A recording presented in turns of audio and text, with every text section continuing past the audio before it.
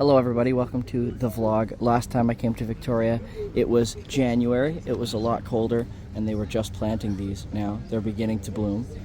But still, this will really fill out by summertime.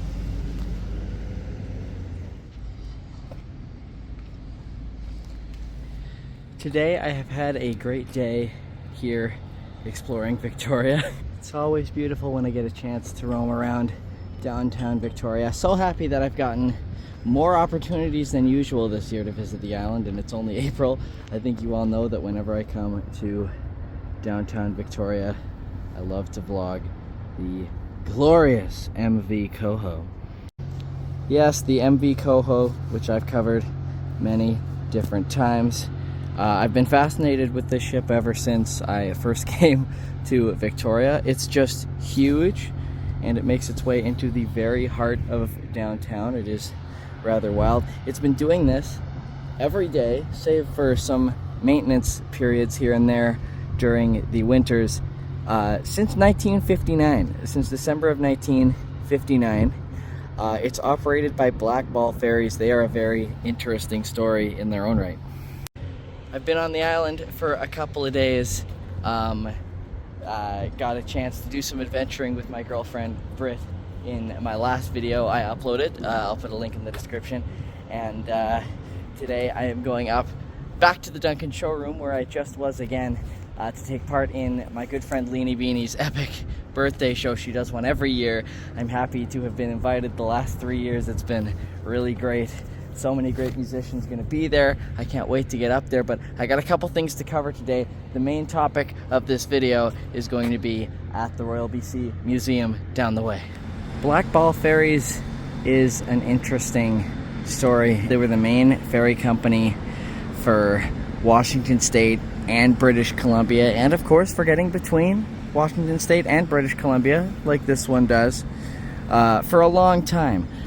The Puget Sound Navigation Company, or the Black Ball Ferry Lines, were founded all the way back in 1898. They were the biggest ferry company in like the 30s, the 40s, the 50s. They had issues with worker strikes in the 1950s that caused British Columbians and Washington State, I don't know what the term is for people from Washington State, but people from Washington State were searching for a more reliable alternative. So, in 1951, Washington State Ferries was created as a government-run ferry service. And then in 1960, BC Ferries, a crown corporation operated by the government of British Columbia, was founded, and both of these really destroyed the Black Ball Line's market share. So the empire that once was Black Ball Ferries is mostly gone now, except for this one ship and these two terminals, one in Victoria and one in Port Angeles, Washington. I guess basically since Washington State Ferries took control out of everything in Washington State and BC Ferries took control of everything in BC, all they were left with was this route going between the two, this cross-border route, which apparently has remained successful enough to again continue operating to this day. But yeah, I've seen many wonder how long Black Ball Ferries can continue. They never buy any new vessels. Again, the MV Coho is the Black Ball Ferry Line's entire fleet.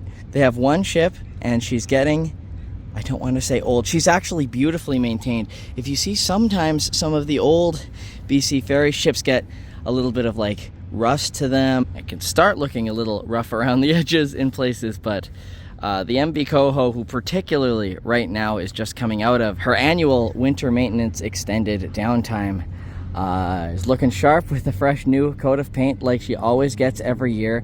And again, not a spot of rust on that ship. As old as it is, again, it's been sailing in and out of this harbor for, what, 56 years now? 66 years now.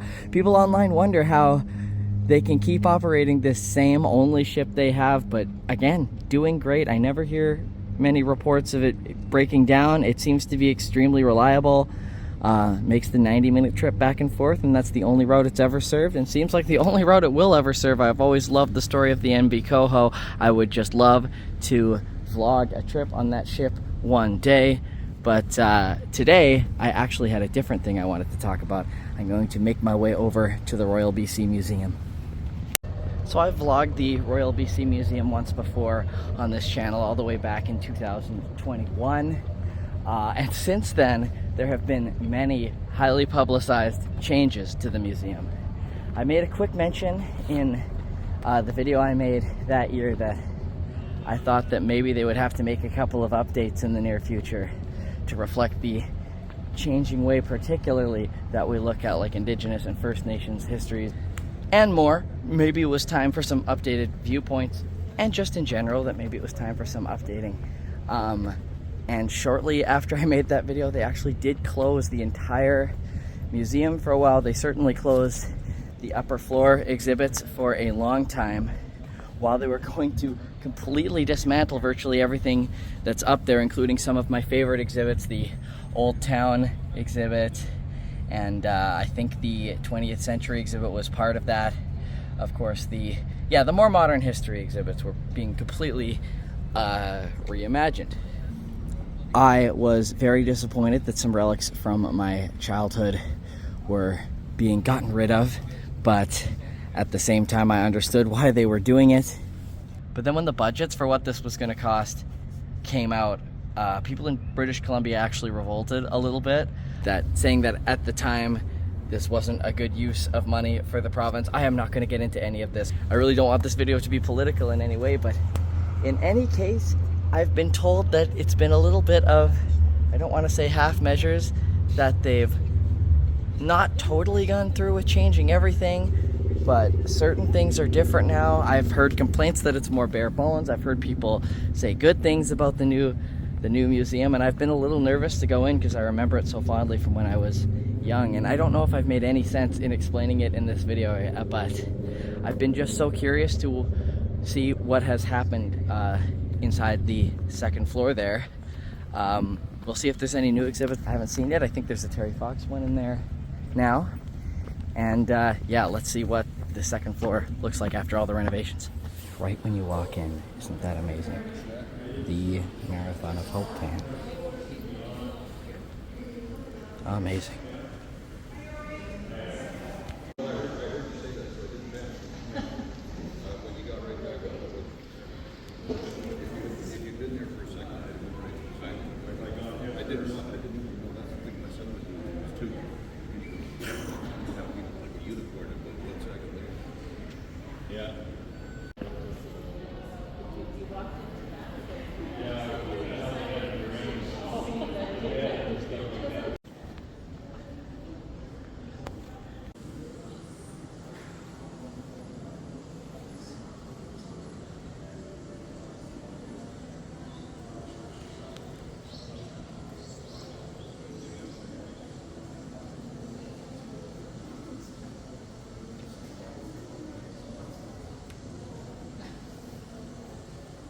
I'll start with the famous, largely unchanged, natural history exhibit here.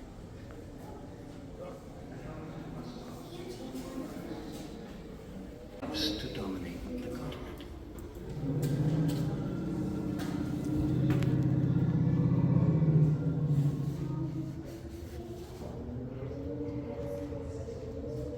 Alaska to Siberia. Herds of grazing animals and their predators forage this plain until it once again disappeared into the sea.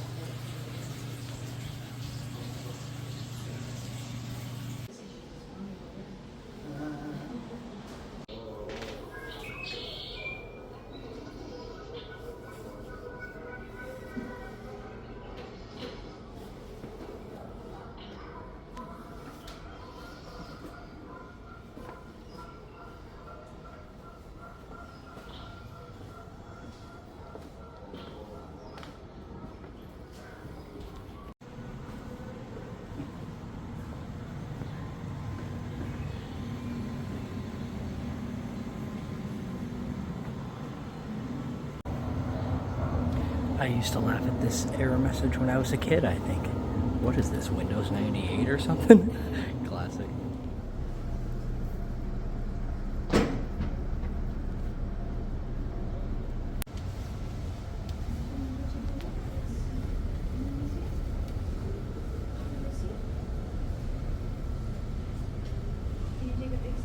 Ooh, I haven't seen this before. This is cool.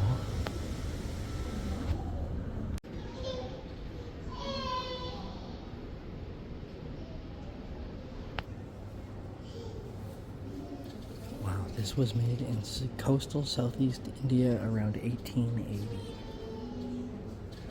Amazing. Wow, and that's far from the oldest piece here.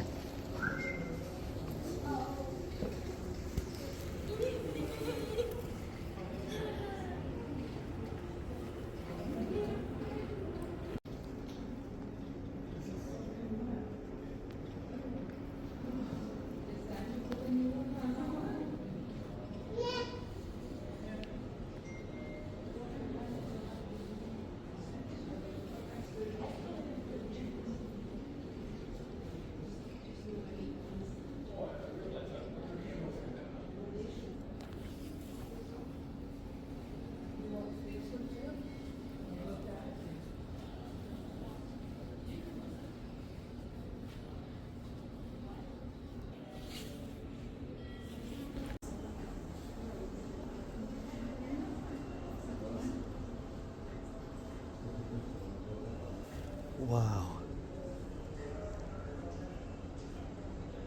Number 5 is from the late 1200s. Unbelievable. And the rest are 1400s.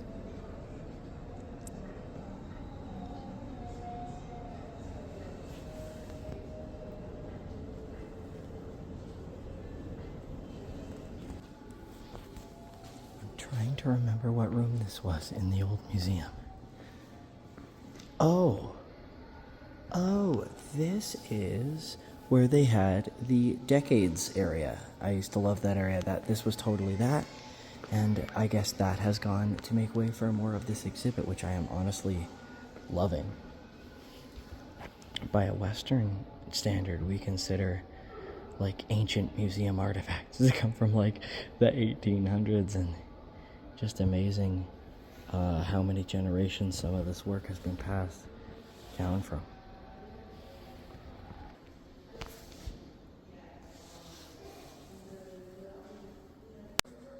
This is a ceremonial cloth from estimated late 1400s, early 1500s. Okay, let's see what has become of the old town. Old town, new approach. So there are exhibits here that have been just hollowed out with signs put in here that I would imagine they're going to do more with this space as they get funding over the years. I don't really quite know how it works, but I think this is just the beginning of a larger project. But this is great. I'm so glad this is all still here. When I heard they were redesigning this museum, it still smells like I remember it. When I heard they were redesigning this museum, all I could think of was this old town area getting demolished and how sad that was, but that appears to have not happened, thank goodness. Because the Japanese actually opened the #1 mine right here. The mines were atrocious to work in. They were some of the most dangerous in the world. 64 men lost their lives in a single shift. How long have you worked in the history of the area? I don't know if I've ever noticed this cute little, I don't know if it's a camera or projector diorama up in that room next to the train station. Port Media, of course, being as far west as the Canadian Pacific Railway would go in the early days.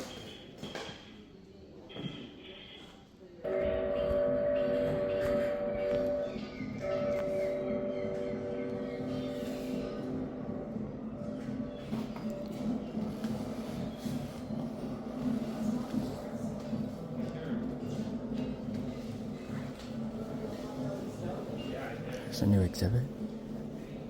Wow, cool. In the early 1900s, Chinese Canadian women in British Columbia had few career options. Teaching and nursing were the main choices for women at the time. It's the story of two Chinese Canadian women who were the only two Chinese Canadian women on Vancouver Island to become registered nurses all the way back in the 1930s and 40s. And it has some of their gear from all the way back then. That is amazing.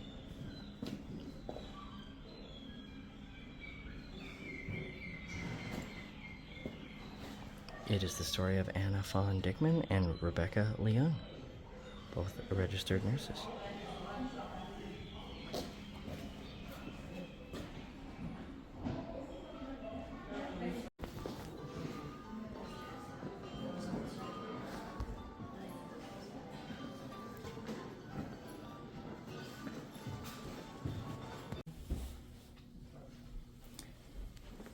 Oh, interesting. This talks about what I mean. Changing exhibits takes a long time. To prepare the space for a new exhibit, it has taken a large team an entire year to remove and rehouse 185 objects that were originally in this room. Oh, because of that long stretch of time on display, some artifacts were permanently damaged. Some of the larger furniture remains because of conservation hazards and storage limitations. This is just the beginning. So this is just a room they've halfway cleared and are in the process of redoing here in the Grand Hotel building.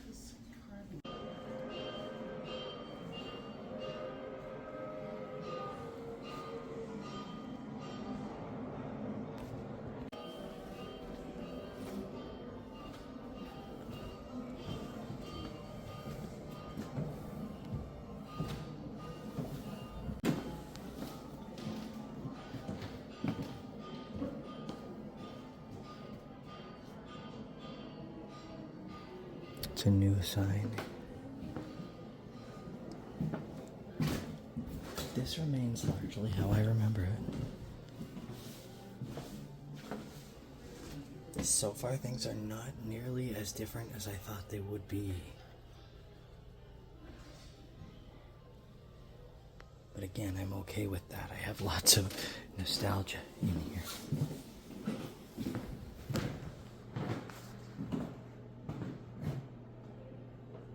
Whoa, do you know what I just realized? As a kid, this door was always closed, and it's such an immersive display that I always would wonder what is beyond those doors. And it's always closed, just as the back part of this exhibit, but they've sort of redesigned the space so that you can actually come through here. They have a new plaque on advocacy and activism. While this imagined space aimed to recreate a moment in time, early Chinatown communities were vastly diverse and vibrant. Many untold stories remain to be shared. One key story is the community's advocacy and activism for inclusion. I am going to let you screenshot that if you want to read the rest of it. And they've sort of done up this. This is not brick of any kind. It's just a smooth surface. But yeah, the answer to what lies beyond this door, what great mysteries lie beyond this door, it's I was going to say the lobby, but it comes back into this gallery. Interesting. All right, here we are in what was formerly the Becoming BC gallery. Again, here's another disclaimer that you can pause and read if you would like. I heard a crazy story about this ship. I don't know if it's true. Famously, this museum has the HMS Discovery, and I think I read that one of the first things they were going to do when redesigning the museum was to demolish this thing. But then, I don't know if this is true, but I read there was some aspect of it that was, like, structurally integral. But that's great. That offers a unique opportunity to reimagine the displays.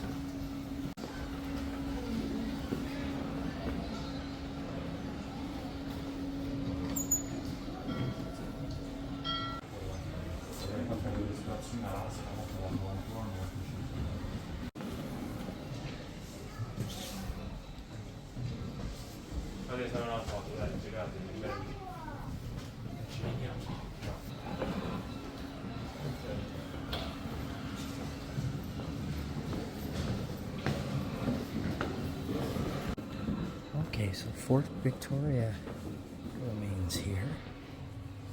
Very interesting.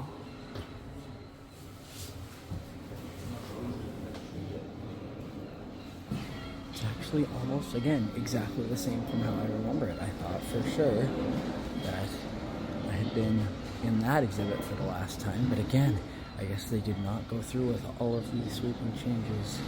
They said they were going to, but again, there's certainly been a refresh, including this is totally different. This used to be an exhibit on like European settlers, and they have made the excellent choice to change it for now, at least, to exhibit on wildlife. So this is totally different. It is now vagabonds and stowaways, historical passages of invasive species.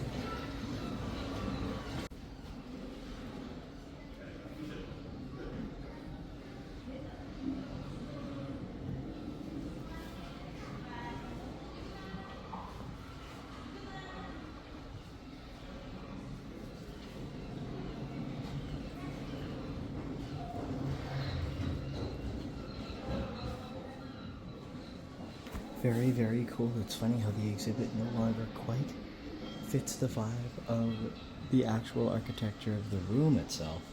But change in time. Oh, interesting. Okay. This is not running. Oh, in fact, it's gone. It's not gone, but it's been totally redone. This was open. This wall was not here. This would run, and water would come down this. I'll show clips of the video I filmed here in 2021 to show what this looked like in action. Yeah, not operating right now. Still a very cool diorama. Again, they're so immersive. I don't know how they've done this with the back wall, but all of these really feel like you're there. This was a section on early, like, gold rush era industry in British Columbia that evidently they're making large changes to. Let's see what is still in here. Oh no, this is, yeah, gallery redevelopment. So yeah, this exhibit is actually being totally redone. And this plaque talks more broadly on the redevelopment of the museum. In January 2022, we closed the entire third floor to begin to make some long overdue changes to the narrative shared within the galleries. They will continue to transform over the next several years to properly and respectfully present history. The museum is working with our long-standing partners and inviting new partners to co-create exhibitions with us. In doing this work, we are growing and renewing relationships. So, a new exhibit is in the works over there. Oh, but here's part of it. Okay. So part of the early industries portion of the museum is still here, including this exhibit on canning. I don't know what about this lighting is causing this weird effect on my camera, though. Weird. This is cool. From the Britannia Cannery in Steveston, 1900. Oh wow, this is cool. I have always wondered about this. How they actually built the old town area. It was built in the 1970s. It was an empty hall, and they built it into the town. I know, I'd always wondered how long this exhibit had been there. I guess over 50 years this gallery has been there, so there's at least one generation before me that has the same childhood nostalgia for this place. These are some amazing construction shots of this area in 1970. Wow. It's in very good shape for having been here 55 years. And of course, they still have our living languages exhibit. Here they keep this one. I want to say they've totally updated this. It looks different from how I remember it in a very cool way. I think they've spent some time and energy on this. Good.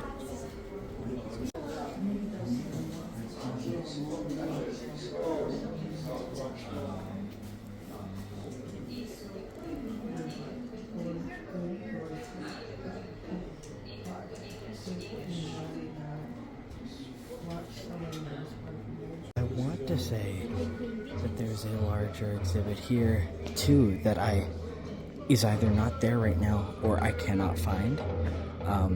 It may be behind walls again, being yet another thing that is being reimagined here. Alrighty, and with that, I think I have gotten through all of the exhibits. Certainly some changes, certainly some unfinished changes, but certainly a lot remains from what I remember.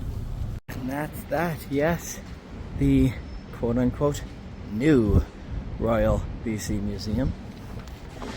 So I hope that video has showed you what the museum's like now, and more than that, I hope that this shows you that it is still very much worth the trip to come see the Royal BC Museum. I had been wondering about that.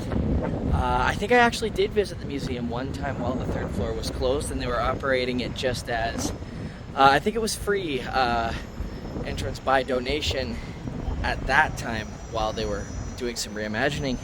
It was closed for long enough that I am surprised that not more is different, but like I said, due to budget issues and just the fact that these take a lot more effort than a layperson such as myself would really know anything about, it's going to be a long process. But yeah, there's so many aspects to that museum that I hope that they don't change.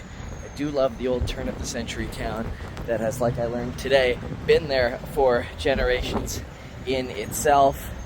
I'm interested to see what they turned that early industries exhibit into. Even though that giant mechanical wheel was not spinning today, it did not look like they were demolishing that. I'm sure that'll be back operational someday soon. And that's it for my Victoria area adventures today. Now I'm going to drive back up the road to Duncan, back to one of my favorite places, the Duncan showroom, for Leenie's big birthday show. I've been excited for this one for quite a while. Time to make the trip.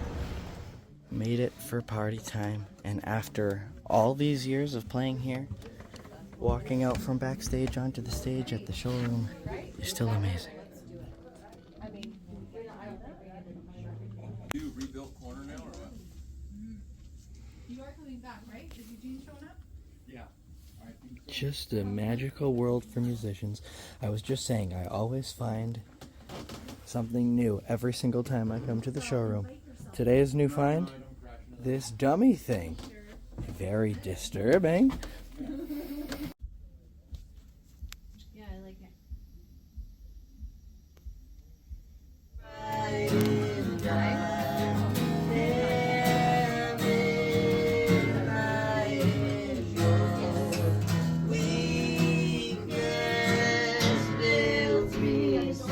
I've received my answer. I asked Longevity John himself why on earth, what is up with this dummy, and he said, well, look at this seat right behind the soundboard, can't see anything, only a dummy would sit there.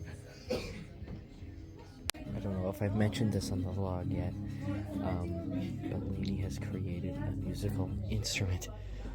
She has taken what I believe is just an old BC Tel telephone and wired it through a 1/4-inch jack so it can be direct inputted straight to the board as its own microphone with that inimitable old telephone sound. You know, digital plugins don't do it justice. This is the real deal. I just love this. I'm so excited. Yeah. I've made a phone into a microphone. Can we have another round of applause for the Reverend Dr. Ted Cadillac? Yeah. Wow, oh wow.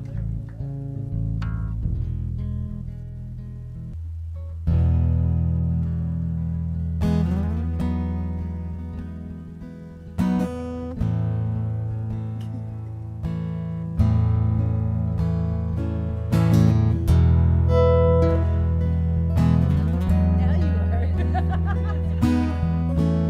It was questionable for me. This one's called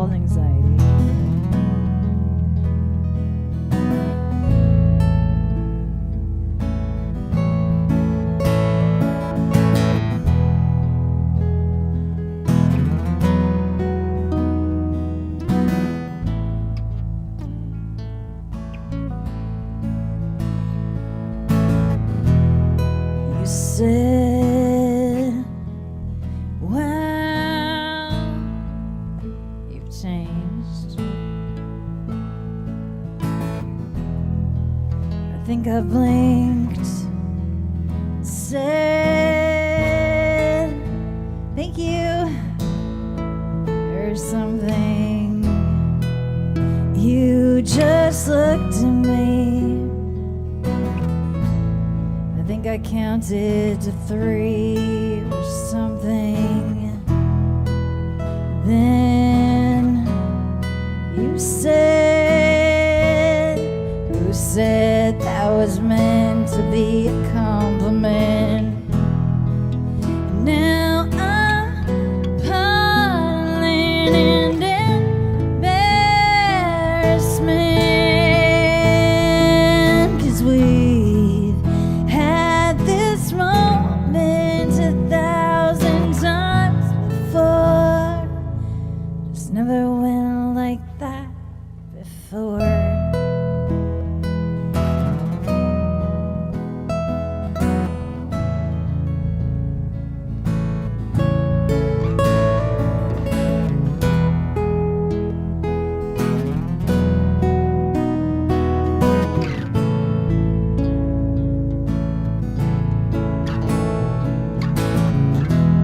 So let's play the phone game.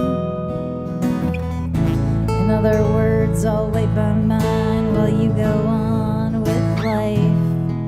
'Cause you don't know, frankly, it's not your fault. 'Cause I'll never have the balls to tell ya.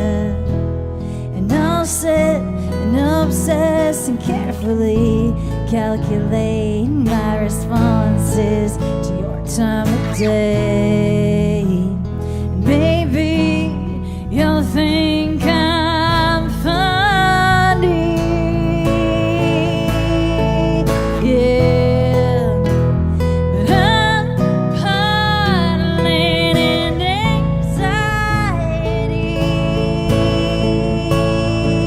'cause we've had this moment 1,000 times before, yeah. And I'm puddling in anxiety,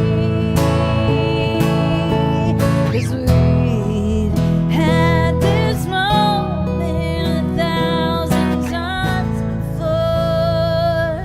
Just never went like that before.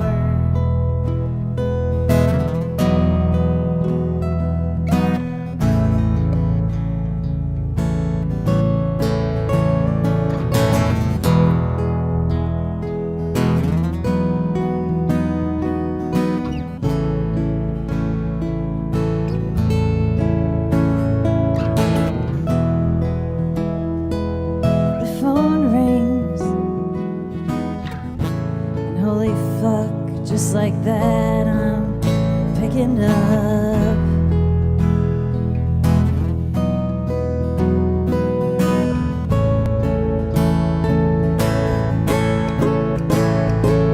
Hello? I know, I'm sorry. I was just having a minor heart attack. But I'm puddling in anxiety,